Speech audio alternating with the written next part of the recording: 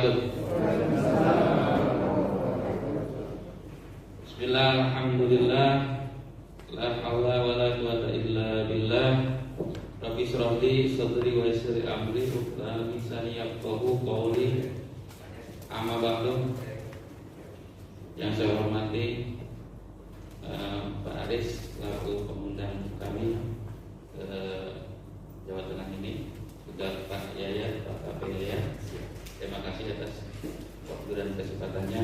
Juga para Bapak dan Ibu peserta sosialisasi tentang Ekopan. Jadi Bapak Ibu sekalian, saya mau izin sambil jalan ke depan, gak apa-apa ya? Masih kelihatan Pak? Ya. Biar menyatu ya dengan peserta. Kalau di depannya kesannya saya, wah, gak apa-apa. Bapak Ibu sekalian, bahwa mungkin hari ini Bapak Ibu datang ke sini ingin mengetahui ataupun ingin lebih jauh mengenal apa itu Ekopan. Betul? Betul. Namun di sini Bapak jangan kecewa, karena saya akan berikan bukan sekedar Ekopan, tapi bagaimana memahami dalam pertanian kita selama ini. Saya mau tanya, yang sekarang yang petani, yang merasa petani, semua petani ya? Luar biasa nih petani sekarang. Saya bangga Pak melihat Bapak hadir di sini. Karena apa? Karena petani adalah pejuang pangan.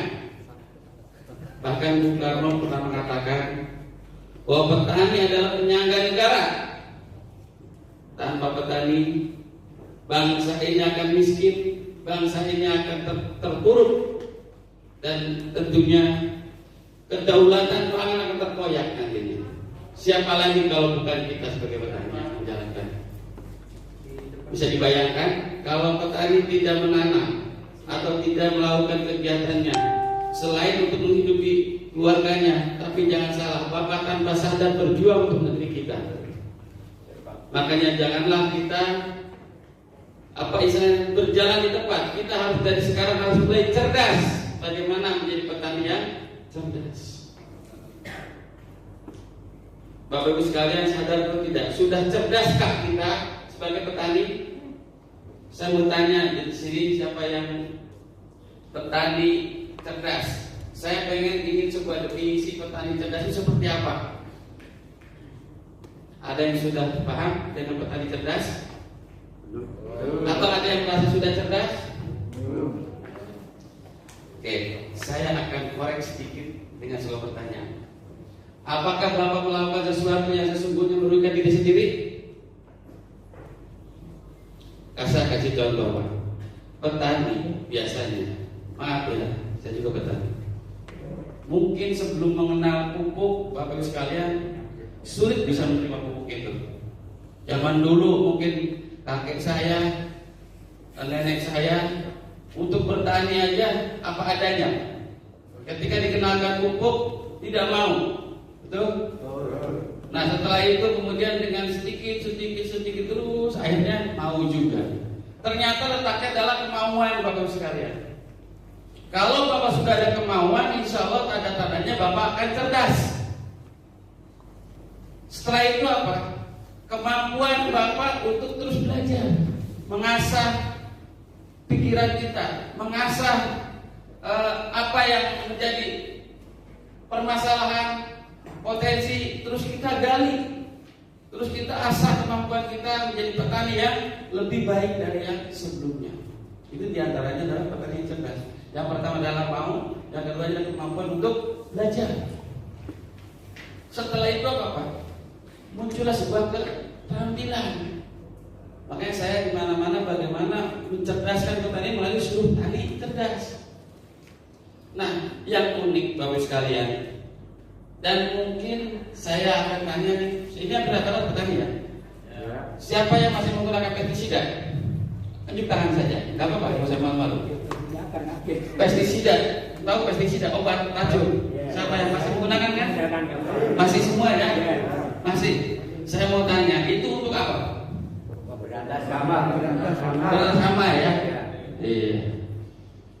Bapak sadar tidak? Hama mati tanaman kesemprot nggak? Nah, habis kesemprot ada racunnya nempel tidak? Lalu dipanen dimakan sama kita? Itu sama aja. Cerdas nggak? Makan racun. Betul Pak?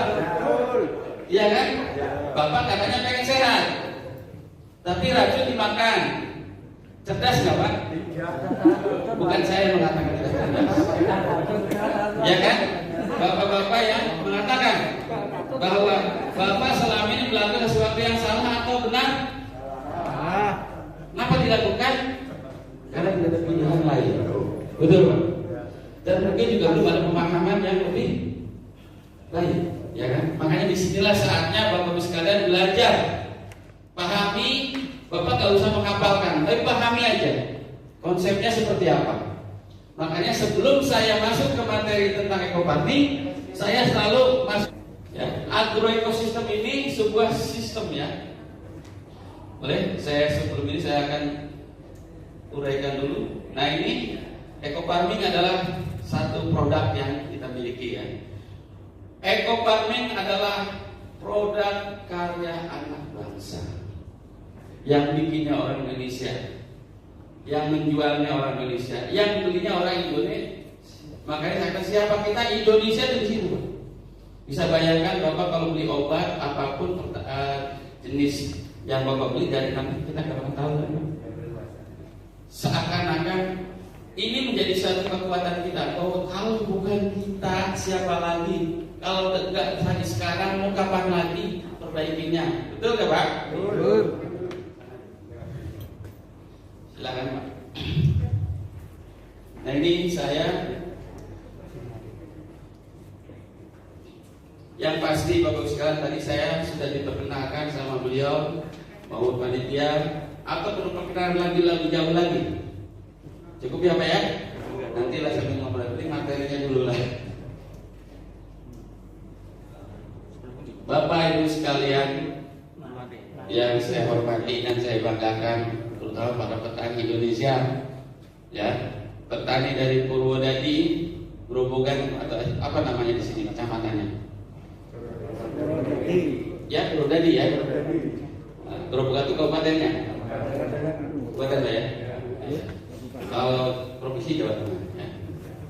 Mudah-mudahan ini adalah hari terbaik Bapak sekalian, dan hari inilah saatnya Bapak terus berubah untuk menjadi lebih baik. Setuju?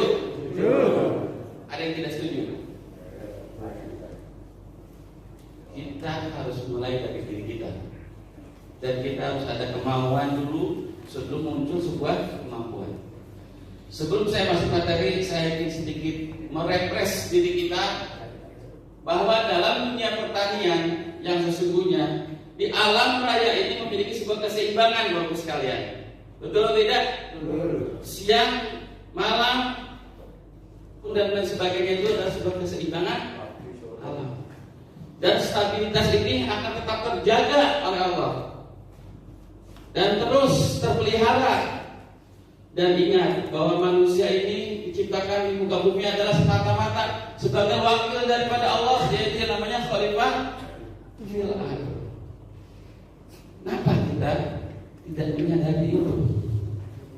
Stabilitas, keseimbangan di alam ini Allah akan tetap jaga. Makanya ketika ada sesuatu yang hilang atau sesuatu yang menjadikan kurang, itu akan dengan sendirinya seimbang kembali. Jadi artinya di sini saya memberikan sebuah pemahaman bahwa hama dan penyakit sesungguhnya tidak ada. Yang menjadikan ada dan hadir karena tidak ada seimbang. Karena di alam itu ada namanya di petani ya, ada namanya hama, ada namanya musuh alami. Nanti kita belajar lebih jauh.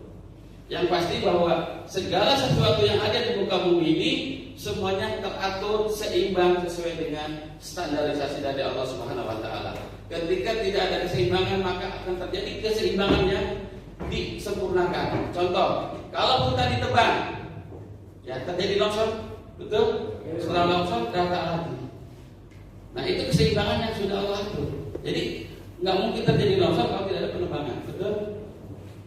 Nah, sebagaimana yang kita tahu dan dipahami dalam keyakinan kita muslim yang beragama Islam, bahwa dalam surat Ar-Rum ayat 41 ya, di mana tidaklah mungkin terjadi kerusakan di muka bumi, di darat, di lautan dan di udara kecuali karena kesalahan dan ulama itu sendiri. Betul Pak? Ya. Mungkin dulu di sebuah hutan tidak ada orang, aman-aman saja. Betul kan? Setelah ada orang, di situ banyak orang memanfaatkan dengan keserakahan dan sebagainya. Akhirnya terjadilah bencana. Jadi jangan kaget Pak, terjadinya bencana, harus sadar bahwa itu adalah suatu peringatan dari Allah Subhanahu wa taala supaya kita tetap beriman dan bertakwa padanya. Setuju Bapak sekalian? Dari itu kita sebagai petani jangan kita merasa sombong dengan apa yang kita miliki. Sebelum Bapak tanam, ucapkanlah bismillah. Setelah itu Bapak ketika ada hama dan sebagainya, kita lihat hama ini kira-kiranya ada berbahaya atau tidak. Ya. Semakin Bapak bikin permusuhan, di situ akan terjadi terus tidak pernah putus. Ya, Bapak sekarang rasakan kan obat apa yang ampuh untuk misalnya membasmi penggerek batat? Ada yang tahu? Dan itu tuntas misalnya, tidak ada lagi penggerek batat. Tidak mungkin, karena kita akan terus meneruskan menghabiskan biaya sekalipun berapapun tidak akan pernah tuntas, karena Allah sudah mengatur keseimbangan itu dengan sendirinya. Oke, Bapak-Ibu sekalian, ini sekedar penyadaran bagi kita semua bahwa bertani itu sesungguhnya kita harus ramah lingkungan, bahwa bertani itu harus saling menjaga keseimbangan di alam. Nah, ini gambarannya Bapak sekalian. Kira-kira dengan gambar ini bisa dicerna sama kita. Ini contohnya adalah tanaman apa? Padi. Di padi suka Bapak lihat ini ada apa? Ini jelas gak? Ini kayaknya selainnya kurang begitu ya. Jelas ya Bapak sekalian di sini. Ya, ini ada namanya Pak. Kenal? Ini nih. Bukan orang Pak. Ini namanya kumbang koksi ya. Terus ini ada apa nih Pak? Cacing. Ada apa nih? Ular, katak dan sebagainya.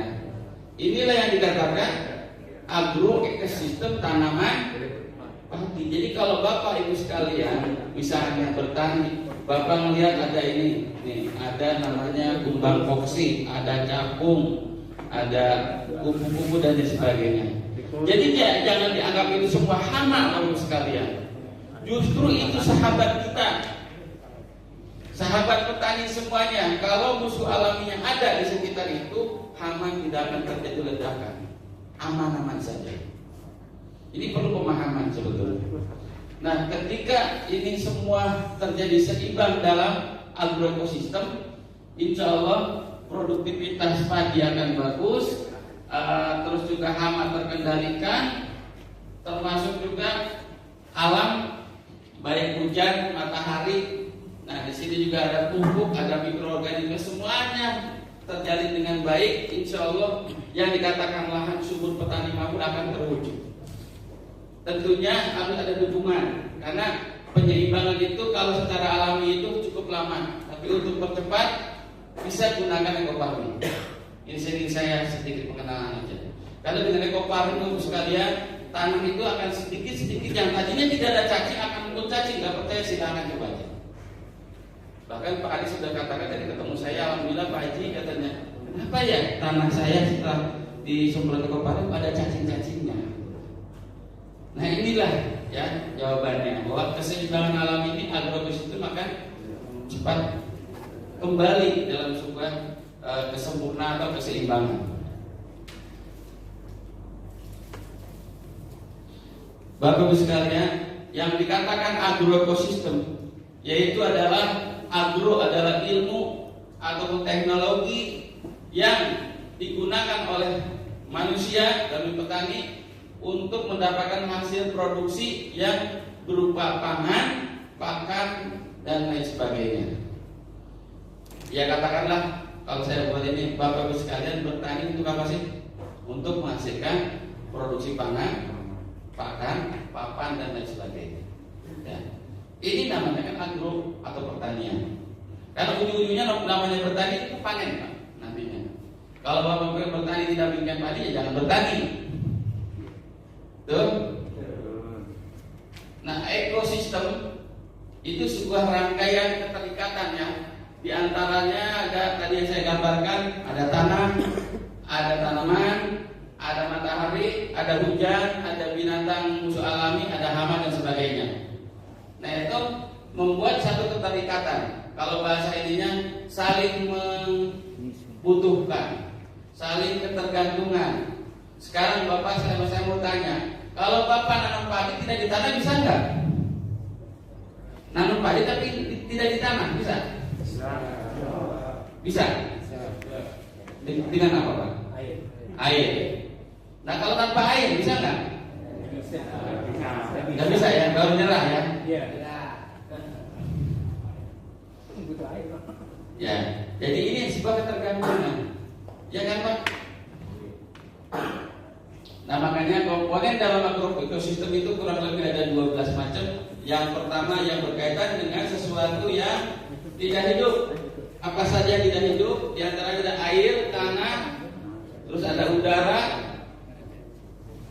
Semuanya ini satu komponen yang ada dan sering menjadi satu kesatuan yang tidak bisa kita abaikan. Ada suhu, ada kelembaban dan sebagainya penting Bu sekalian. Kalau istilah di pertanian juga ada musim ya Pak ya? Ada musim tanam apa katanya? Musim tanam. Kalau saya biasa di sana itu namanya musim rendang, musim gaduh. Ya, musim panas atau kemarau atau musim hujan. Ada musim durian, ada musim rambutan, kan? Kalau buah-buahan, Pak ya kan? Nah, dan juga selanjutnya yang berkaitan dengan agro sesuatu yang hidup, Pak. Siapa yang hidup? Salah satunya adalah kita sebagai petani. Nih, Pak, Bapak, Ibu sekalian, pertanian tidak akan maju, Pak, kalau kita sendiri tidak mau belajar, betul? Nih di Indonesia saya kelilingnya sementara ini rata-rata petani itu followernya jiwa follower. Jadi 70% petani Indonesia follower Pak, artinya pengikut. Paham ya Pak ya? Satu pakai obat, semua ikut pakai obat. Betul? Semua itu silakan. Bapak mau tanam kentang, mau tanam apa? Yang tentunya Bapak sekalian saya mau tanya, yang tanam padi kenapa tanam padi? Ada petani padi di sini? Ya, hanya cocok. Padi. Ya, padi. Kenapa tanam padi? Cocok. Cocok kata siapa? Karena kita tanamnya subur. Bisa itu dan kalau subur hasilnya berapa Pak kemarin? apa itu, Pak? Hasil padinya berapa? Yang sudah? Yang sudah itu 1 hektar ya? Iya. Ya sekitar 8. 8 ton. Bapak sudah puas dengan tanam Pak? Belum. Sebetulnya padi Pak itu bisa mencapai lebih dari itu. Saya aja ambil dengan ekoparmi 10 ton. Ada yang di Cirebon 12 ton. Jadi ada sesuatu yang kurang mungkin yang perlu Bapak perbaiki ya. Tapi oke lah, ini sebagai satu wujud bahwa Bapak kenapa tanam padi karena lahannya subur katanya. Atau misalnya yang tanam jagung, kenapa tanam jagung? Bapak tanam jagung? Ada yang tanam jagung mana? Musimnya kosong, jeda waktu. Iya. Oke. Ada yang lagi berapa? Ada yang menanam berapa? Apa Bang? Kenapa alasannya apa Bang? Kalau menunggu musim hujan banyak, itu kalau musim hujan tanam padi. Tapi kalau musimnya hujannya kurang dengan adanya saluran yang ngomong, itu kita mendahului. Jadi hasilnya pun daripada padi lebih banyak. Berapa?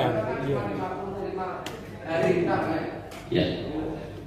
Jadi yang namanya pilihan dalam bertani itu mempunyai satu alasan pasti ya. Pasti punya alasan.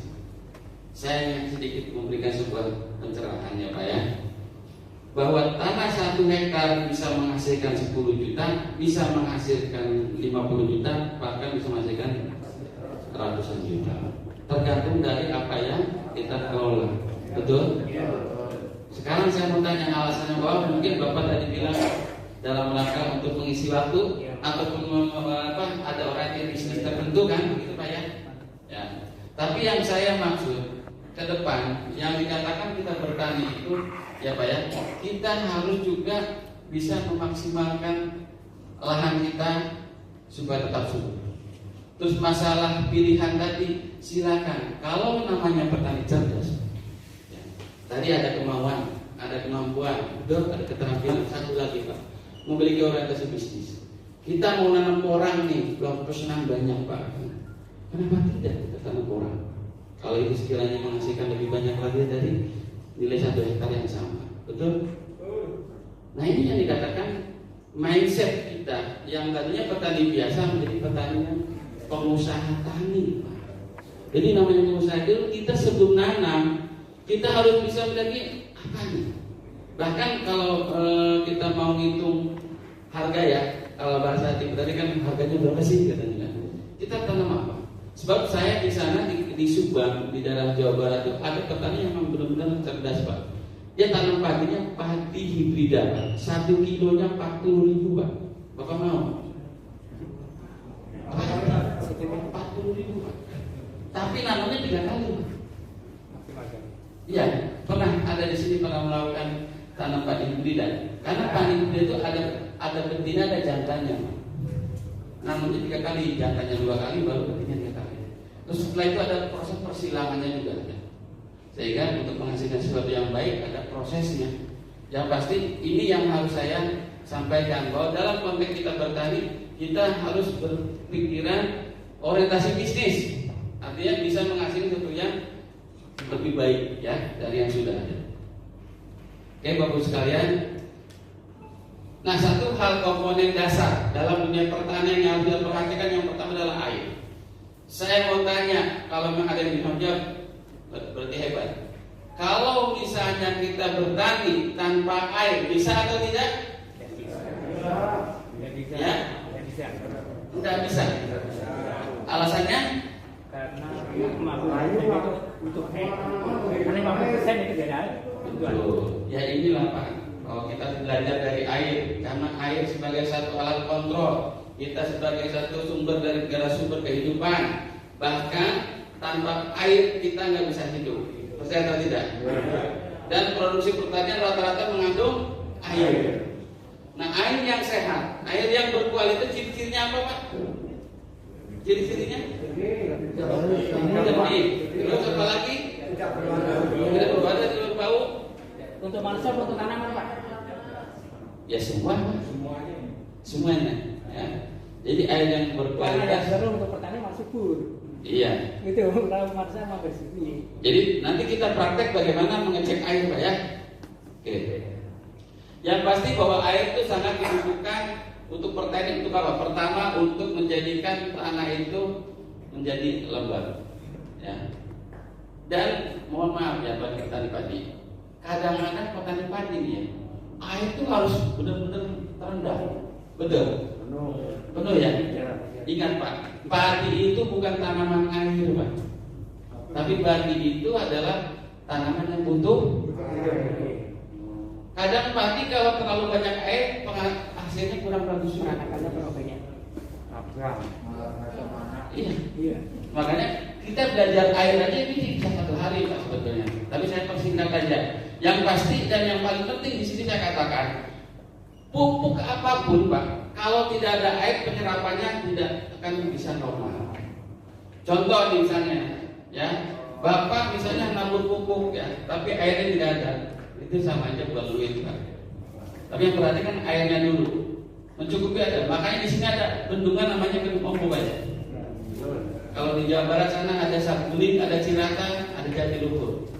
Jadi ternyata Bapak Jokowi itu dalam hal ini untuk terus mengembangkan bendungan-bendungan sepadan untuk apa? Untuk pertanian. Dan ini air menjadi hal yang penting buat dunia pertanian.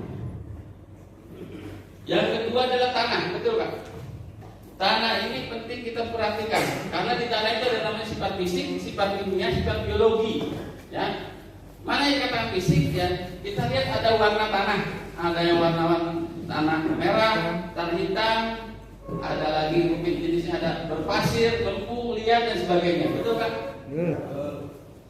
Nah, tanah ini memiliki sifat struktur dan tekstur. Saya mau tanya, tanah pasir dengan tanah lempung atau tanah liat bagusan mana, Pak? Pasir. Ya? Pasir. Yang pasir? Iya. Tanah liat? Oke, ini masih banyak ya. Persepsi ini masih banyak. Tidak apa-apa. Jadi yang pasti bahwa tanah yang baik itu, Pak, ya ada syaratnya. Ya, ada syaratnya, Pak, tanah yang baik. Yang pertama adalah tanah yang mengandung bahan organik. Seperti apa bahan organik? Bisa dari sasa, bisa dari mungkin bekas sampah-sampah organik, humus lah, ya betul humus. Yang kedua, tanah yang subur itu selain bahan organik, dia juga memiliki apa? Makhluk hidup yang di dalamnya, yaitu mikroorganisme. Misalnya contoh nih, kalau ada maaf ya kita buang apa aja sesuatu, kalau itu cepat hancur berarti ada bakteri pada situ. Kalau tidak ada bakteri, ada binatang itu tidak subur. Makanya tanah subur diantaranya ada cirinya cacing biasanya, ya kan? Terus juga tanah juga perlu porositas, perlu udara. Pak, itu tanah yang baik itu ada tanah yang tidak selalu terendam. Kalau tanah terus terendam itu tidak bagus. Makanya petani dulu tuh sering ini namanya diberakan atau istilahnya dibiarkan dulu supaya terjadi sirkulasi udara. Rongga-rongga tanah itu butuh, termasuk aerasi, porositas itu perlu, pori-pori tanah. Dan yang terpenting, tanah yang subur itu mampu menyimpan air. Jadi tanah itu ketika ada air dia menyerap, dia simpan. Itu melalui pori-pori tanah. Itu ada sifat fisika, sifat biologi, dan sifat kimia. Terutama sifat kimia kita mungkin Bapak Ibu sekalian ada yang pernah mengenal namanya kelembaban atau pH tanah. Ya. pH tanah itu penting karena memang dia akan mempengaruhi kesuburannya. Itu sifat kimia. Tanah, Pak, kalau pH-nya rendah atau asam, pupuk berapapun tidak akan ngefek. Kenapa? Karena tanah itu dengan pH-nya terendah asam, dia akan terikat unsur haranya. Untuk bisa maksimal, dibuka dulu pH-nya, yaitu dengan cara dinaikkan dengan menggunakan kapur dolomit. Nah, makanya saya menginginkan nanti Bapak sekalian praktek. Ini contoh. Saya bukan promosi produk, Pak. Saya hanya mengenalkannya. Perlu alat pH. Kalau petani cerdas, sebelum kita melakukan kegiatan usaha, cek dulu tanahnya berapa pH-nya. Kalau pH-nya rendah, itu harus dinormalkan dulu. Berapa pH yang normal? Ada yang tahu? Kalau padi berapa minimalnya untuk bisa tumbuh baik pH-nya? Itu pada 6,5 sampai 7,5. Bahkan ya untuk sekedar tumbuh saja mungkin 5,5 bisa, Pak, tapi tidak akan maksimal, Pak. Jadi pH ini penting. Nantinya ini berkaitan dengan sifat kimia, sifat biologi adanya bakteri, Pak. Oke, saya lanjut dulu. Yang berikutnya adalah apa, Pak? Udara. Nah, udara walaupun hanya mungkin beranggapan udara itu apa sih? Nah, ini butuhnya aktivitas adanya oksigen. Ya, oksigen dibutuhkan oleh tanaman. Terus yang berikutnya adalah cahaya matahari. Cahaya matahari ini pentingnya buat apa? Bagi pertanian? Fotosintesis. Ya. Biasanya Bapak sekalian kalau musim tanam penghujan dengan musim kemarau, saya mau tanya nih, kalau petani kan jawabannya harus sama nih. Bagus mana sama musim kemarau dengan musim hujan? Hujan. Bagaimana? Hujan. Yang hujan-hujan, Acung? Yang hujan musim kemarau ada yang lebih bagus kemarau? Kurang air, Pak. Jadi begini Bapak sekalian, yang menjawab bahwa musim hujan itu lebih bagus karena dasarnya ada air, terutama tanah-tanah yang ada hujan yang sulit air. Tapi bagi sawah yang irigasi, yang notabene di situ airnya tidak masalah, itu akan lebih bagus dari musim kemarau. Kenapa Pak? Karena fotosintesisnya sempurna. Ada selisih pasti ya dari hasilnya. Nah, fotosintesis ini penting dalam rangka untuk meningkatkan produksi pangan. Nah, Bapak punya hitungan bagaimana caranya kalau bertani itu kalau bisa kita hitung ketika panen itu pas tidak banyak hujan. Kalau pas banyak hujan kan fotosintesisnya terganggu nih. Pak, padi itu ada umurnya separuh itu anakan terus. Baru kesananya baru mulai keluar padinya. Ya. Nanti saya jelaskan lebihnya lagi tentang padi ya Pak ya. Oke, kita lanjut dulu. Ini berkaitan dengan suhu Pak. Suhu penting karena di sini optimalnya tanaman itu memiliki toleransi terhadap suhu. Terutama bawang, Bapak saya tadi berambang ya namanya. Pernah nggak mengalami di tanaman bawang kalau suhu dingin itu jadi masalah? Pernah mengalami? Ada sini petani bawang? Pak, nanti kalau di petani bawang biasanya kalau ada namanya kabut malam. Kabut malam makanya sekarang ada istilahnya nanam bawang pakai lampu Pak. Untuk apa sih diantaranya? Supaya suhunya bisa menghangat. Ya. Kabut malam ini menjadikan tanaman itu dingin dan di situ penyerapan dari unsur hara tidak akan optimal berjalan dengan baik, terganggu diantaranya karena ada kabut malam. Nah, caranya sederhana Pak. Bapak cukup semprotkan dengan air hangat saja. Yang tidak ada bedanya Bapak kedinginan, ya, kedinginan, lalu mandi pakai apa? Air hangat. Pernah kepikiran sama kita? Iya.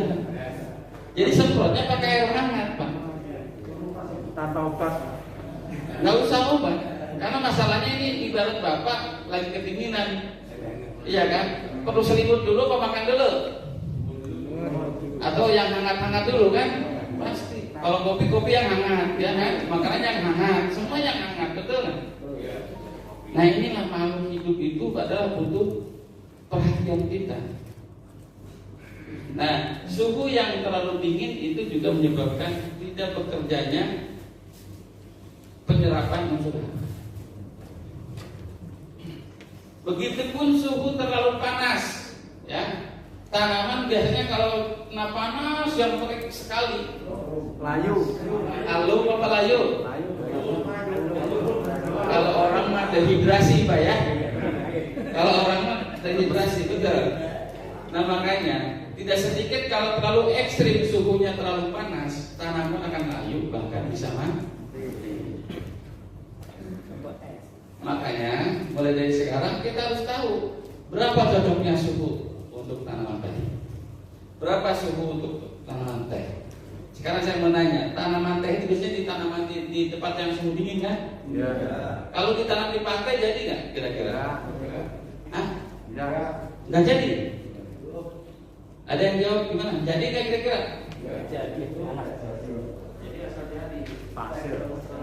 Jadi sebenarnya toleransi suhu ini bukan secara langsung menjadikan salah selama tidak ekstrim ya, tidak ekstrim.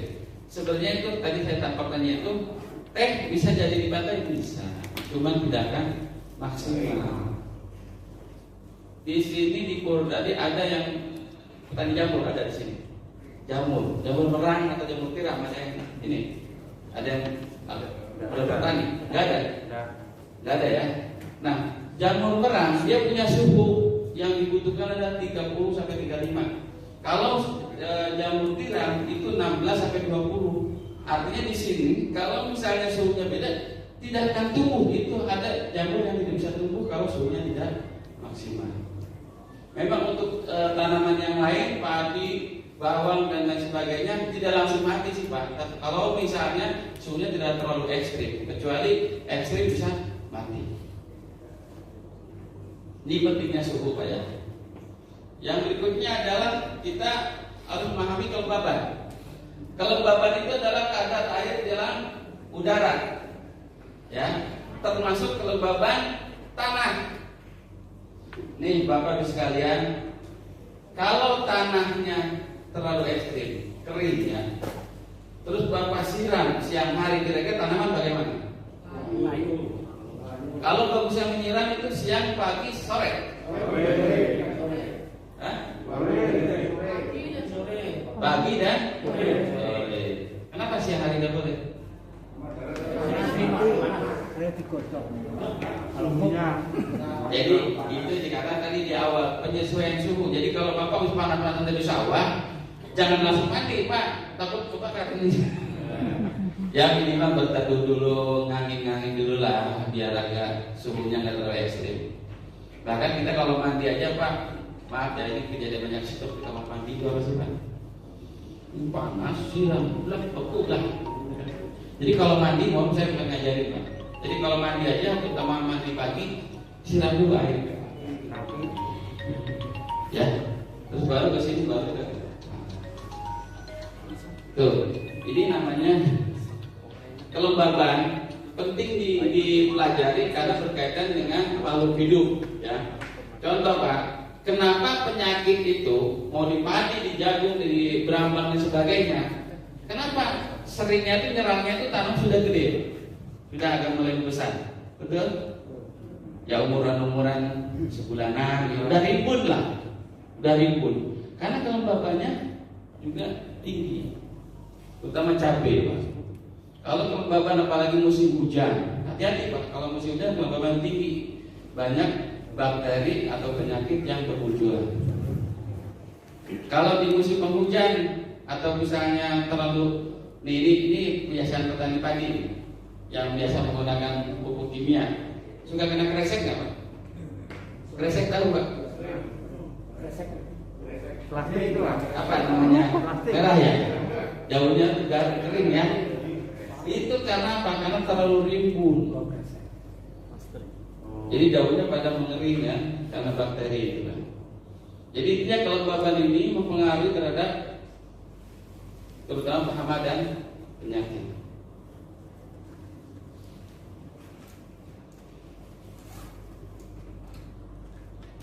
Angin. Nah, ini angin. Kok saya jadi belajar angin, belajar kelembaban, apa sih pentingnya? Nah, tadi kelembaban jelas.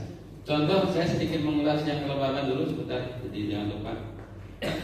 Di tanaman cabai terutama ya. Bapak sering ada penanam cabai di sini ada? Ada cabai nggak apa-apa. Pernah lihat mulsa plastik Pak? Untuk apa? Ini untuk menjaga kelembaban. Ya. Dan di situ di mulsa itu ada yang warna perak, ada yang warna hitam. Yang kebalik masangnya Pak. Yang kenapa perak di atas? Karena tujuannya untuk memantulkan sinar matahari sehingga menghangatkan tanaman. Tujuannya kelembabannya semakin kurang. Oke. Nah yang berikutnya angin. Nah angin ini penting Pak. Jadi Bapak Ibu sekalian, angin fungsinya membantu dalam penyerbukan. Ini ada cerita unik Pak. Ada seseorang karena pengen beli durian, tanam durian yang bagus, namanya durian apa Pak di sini? Montong. Musangking ya atau apalah, pokoknya durian bagus. Dia beli bibitnya tuh di mana jauh lah gitu kan. Nah ternyata di sebelah sananya itu ada petani juga nanam durian. Durian itu durian lokal. Ini durian bagus, di sana durian lokal. Tanpa disadari angin berhembus dari sana. Ketika berbunga, itu yang di sana itu benang sari ke bawah angin. Ke montok. Yang montoknya ke sana. Ke yang biasa. Tiba-tiba yang beli yang duriannya bagus, Pak Dir, coba, kok ini rasanya beda ya? Duriannya nggak montong lagi rasanya. Ini yang katakan perselingkuhan terjadi. Ya itu benang sari yang di sana ke bawah angin, makanya supaya aman. Kalau perlu jaraknya 500 meter. Di petani Jepang itu ada yang pesan namanya jagung apa namanya, sesuatu yang menjadi kualitasnya diperhatikan. Dia caranya bertaninya adalah bagaimana supaya murni yang dia hasilkan, tetangganya dikasih bibit semua gratis. Supaya sama-sama nanam jagung tersebut. Jadi persilangan dari sana tetap masih sama. Dari sini kalau kemungkinan angin berpindah ke sini masih sama. Pokoknya 4 penjuru dilakukan. Nah itulah kita belajar dari angin, kita akan bisa minimal memulihkan kembali bagaimana tanaman itu sesuai dengan karakternya. Memang sepele, angin kok apa dipelajari? Ya itu tadi diadain untuk membantu penyembuhan.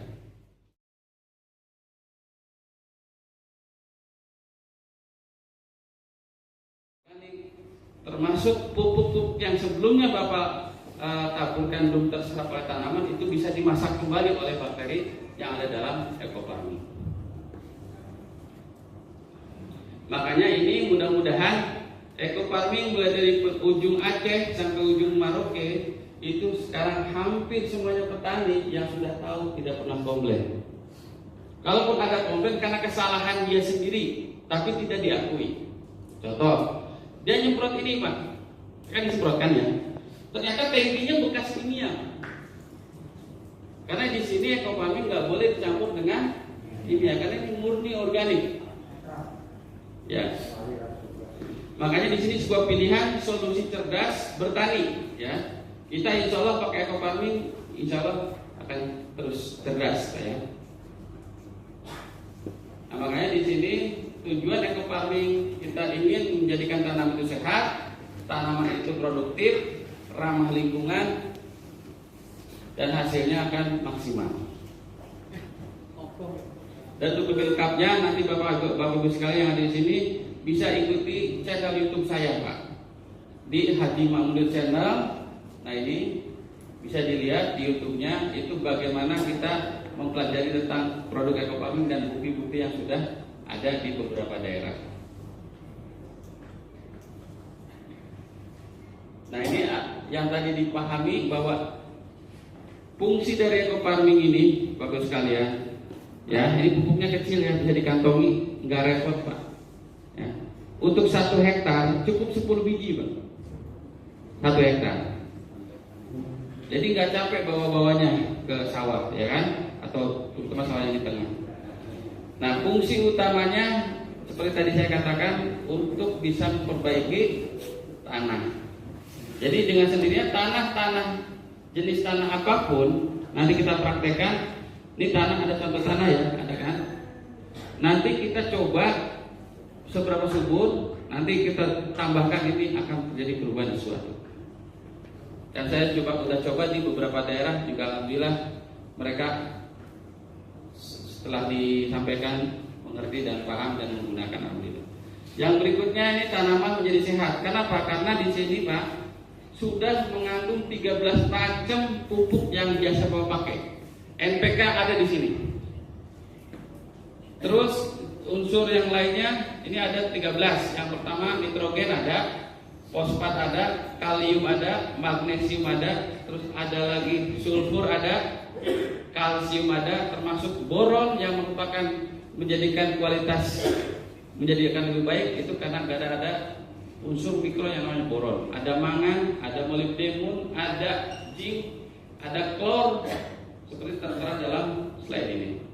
Artinya Bapak Ibu sekalian, kalau misalnya tanahnya itu bagus ya, pupuknya bagus, semua lengkap, pasti sehat gak tanaman? Nah setelah sehat tentunya imunitasnya akan meningkat, akan kuat. Misalnya tentunya ekofarming bisa digunakan untuk tanah. Caranya gimana? Untuk dikasih minumnya dan disemprotkan di pakannya. Begitupun untuk ikan. Kalau padi ataupun tanaman lain ya sama disemprotkan. Atau saya kemarin di Jambi itu dengan sistem di biopori Pak. Jadi dibor nanti masukkan sebagai ya biopori. Ada sistem injeksi juga. Yang pasti ini kelebihannya ya Pak ya. Kalau misalnya diberikan berlebihan tidak masalah. Tapi kalau kurang responnya juga tidak seberapa. Terus kalau dilakukannya biasanya 2 minggu sekali, ini seminggu sekali juga boleh. Jadi untungnya tuh ekofarming itu banyak toleransinya. Orang yang nggak ngerti pun main semprot aja alhamdulillah bagus. Tanaman yang mau mati pun bisa hidup lagi alhamdulillah. Banyak kesaksian saya yang sudah dilakukan oleh teman-teman kita. Nah ini sudah saatnya lah petani berpikir ulang bagaimana kita bertani itu sehat, bagaimana petani itu hasilnya meningkat. Marilah kita gunakan pupuk produksi anak bangsa ini, Pak, yaitu pupuk ekofarming. Ini merupakan pupuk yang merupakan hasil riset 17 tahun, Pak, dari tahun 2003. Dan alhamdulillah bisa diterima di beberapa petani yang sekarang di hampir seluruh Indonesia, bahkan ke Kamerun, Malaysia. Ini produk kita yang bisa ke luar negeri, bisa. Kenapa? Ya kan? Karena unik. Bapak kalau bawa pupuk, ya apalagi pakai pesawat, Pak, gimana bawanya? Udah dikarantina, nggak mungkin. Ini Bapak kalau bawa sendiri, misalnya ke Saudi kemana, nggak akan dikarantina. Percaya deh, Pak. Saya udah, ya kemarin kan ke Makassar, kemana bawa aman. Detektor di bandara aman. Karena kan pupuk yang lain, kalau bawa misalnya lewat bandara, ya kan? Apalagi yang cair, jadi masalah, betul? Nah ini luar biasa, ringan, unik, manfaatnya dahsyat, luar biasa ekofarming. Makanya sudah saatnya kita beralih. Apalagi sekarang pupuk kimia sudah mulai susah, mahal, itu nggak Pak? Oke. Nah terus juga ekofarming, mungkin Bapak berpikiran, oh kalau ekofarming pupuk organik nih ya, berarti nggak boleh pakai kimia. Bukan begitu, Pak. Bagi bapak-bapak yang masih sulit untuk melepas kimia, kita ada toleransi, Pak. Artinya toleransi itu batas pemakaian kimianya bisa dikurangi, Pak, sampai 75%. Jadi kalau Bapak biasa dalam 1 hektar menggunakan pupuk lain kimia 4 kintal misalnya, atau 400 kg. Kalau menggunakan ini cukup 1 kintal atau 100 kg saja pupuk kimianya. Kalau Bapak tidak ingin lepas dengan kimia. Tapi saya sudah menggunakan tanpa kimia sama sekali pun, alhamdulillah hasilnya enggak mengecewakan. Iya? Iya. Iya. Iya. Dan alhamdulillah pupuk ekofarming ini sudah memiliki izin edar resmi dari Kementerian Pertanian.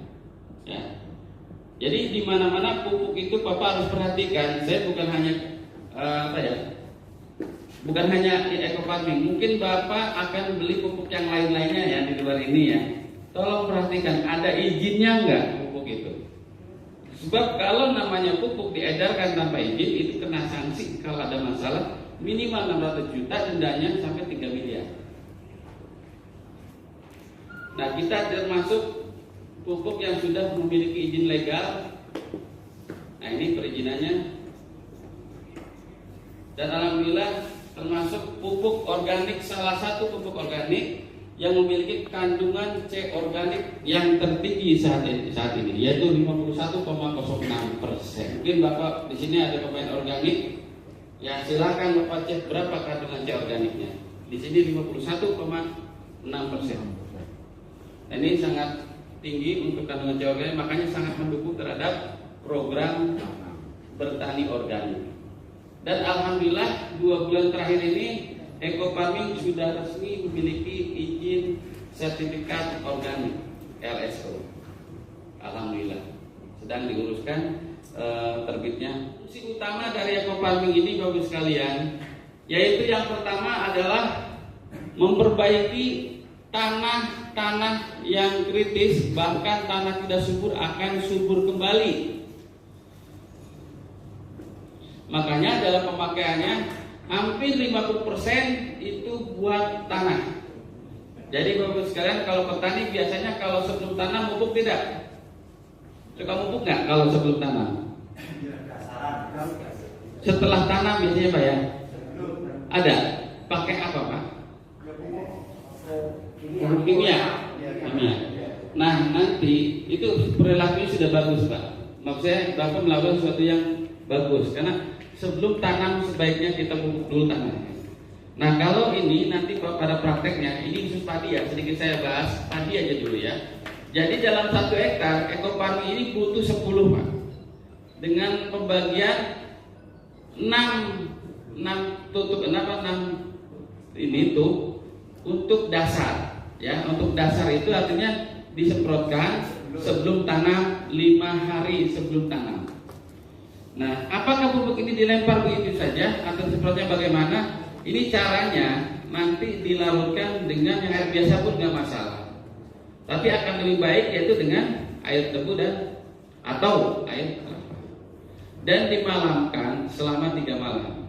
Jadi kalau hitungannya 5 hari sebelum tanam, berarti Bapak melarutkan H-8 ya, 3 malam dilarutkan. Nah, kenapa dilarutkan 3 malam? Kan tujuannya bakteri supaya sehat dulu, Pak. Ibarat kayak orang itu ada warming up-nya lah gitu.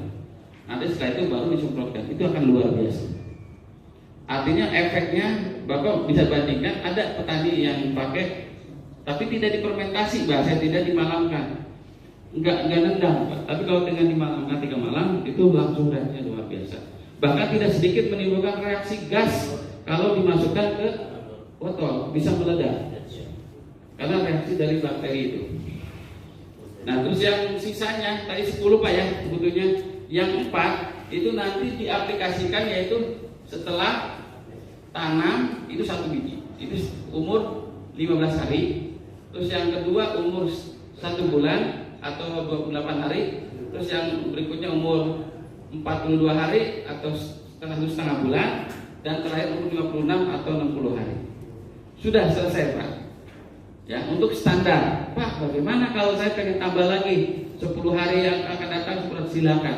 Saya menganjurkan minimal 10, maksimal 12 dalam 1 hektar. Dan alhamdulillah saya sudah lakukan itu. Alhamdulillah hasilnya bisa yang sudah saya capai dalam 10 ton per hektarnya. Nah, untuk penyemprotan ke daun ya, yang ada tanaman yang tadi umur setengah bulan, sebulan, itu tidak perlu difermentasi Pak. Langsung saja. Pak mau pakai air kelapa, mau air biasa boleh. Nanti dikocok sebentar supaya larut, langsung dimasukkan ke tangki. Nah, ukurannya berapa? Kan biasanya orang tanya per tangkinya berapa Pak ya? Nah, kalau untuk dasar 1 tangki itu 600 mili Pak. 600 mili kurang lebih 1 botol ini ya. Nah, per hektar itu kalau biasanya petani nyemprot berapa tangki? 10 cukup? Ya 10 ya. Kenapa? 12. Gini, kalau Bapak biasa nyemprotnya itu 10 tangki, berarti tadi 1 per tangkinya adalah 600 mili. Tapi kalau Bapak nyemprotnya itu misalnya 12 tangki, berarti yang tadi 6 tuh itu menjadi 6 liter dibagi 12 berarti 500 mili per tangki. Jadi masalah ukuran tangki tergantung kebiasaan petani juga, mau 10 untuk bisa menyemprot merata atau 12. Nanti ukurannya akan berbeda, takaran atau dosisnya. Begitupun nanti setelah ada tanaman sama, nanti akan di 1 tub ini jadi 1 liter Pak. Nah, tinggal dibagi. Kalau misalnya 10 tangki, berarti 1 tangkinya adalah 100 mili. Tapi kalau bisa dibaginya 12, berarti 1 tangkinya adalah 83 mili kurang lebihnya. Bisa dihitung 1 liter dibagi 12. Itu cara yang paling sederhana. Nah, bagaimana melarutkan ke tangkinya? Nah, yang terpenting tangki itu harus steril, bersih, aman dari bahan kimia. Makanya tolong nanti ketika menggunakan ini tangkinya sebaiknya baru, sebaiknya. Kalau tidak ada, itu minimal cuci 3 kali Pak. Cara mencuci supaya aman. Yang pertama dicuci dengan yang namanya air tanah, air lumpur, digosok, dikocok-kocok. Nanti yang kedua baru dengan air sabun. Setelah air sabun terakhir dengan air hangat atau air panas. Repot ya Pak ya. Tapi supaya steril. Nah, yang kedua yang kembali lagi ke pupuk ini, fungsinya selain memperbaiki lahan juga bisa untuk menyehatkan tanaman. Untuk menunjang pemupukan itu ya kita manfaatkan kompos di awal Pak.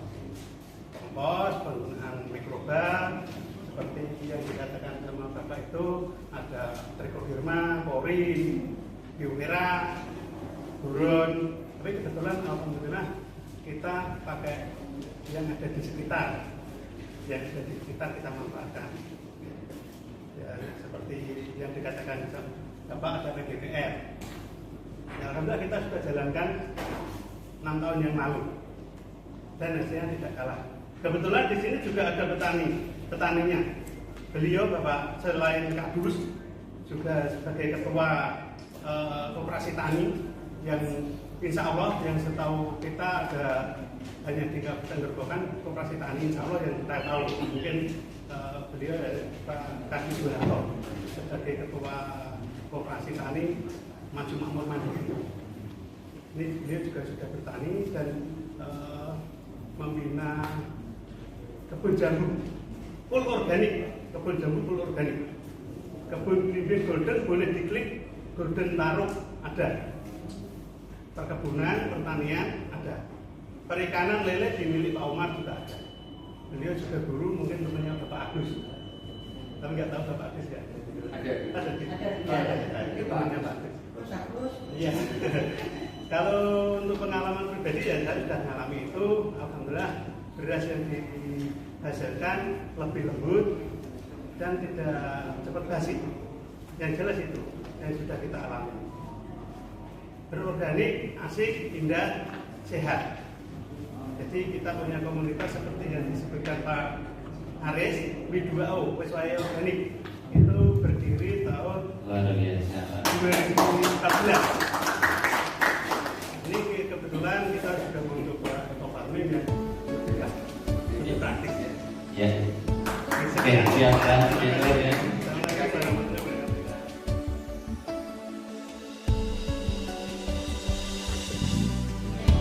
Terbentang luas kekayaan alamnya, juga satwa dan seisinya. Mari kita jaga kelestariannya untuk kehidupan bersama.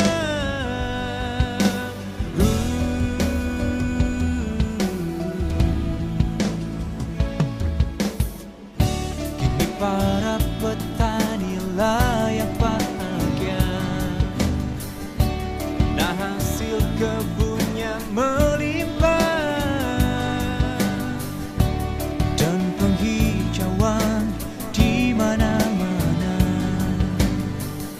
Sudah layaknya kita bersyukur saja.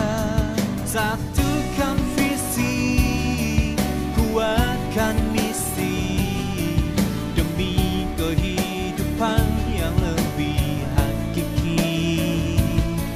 Satukan pikir, kuatkan rasa, demi kehidupan yang lebih berkah. Dengan ekofarming alam kembali indah. Terima kasih sudah menonton video YouTube saya, Haji Mak Munir Channel. Jangan lupa like, comment, share, and subscribe ya. Dan aktifkan juga lonceng notifikasinya supaya tidak ketinggalan video selanjutnya, agar video ini terus berkembang dan bermanfaat. Salam petani cerdas, ekofarming, lahan subur, petani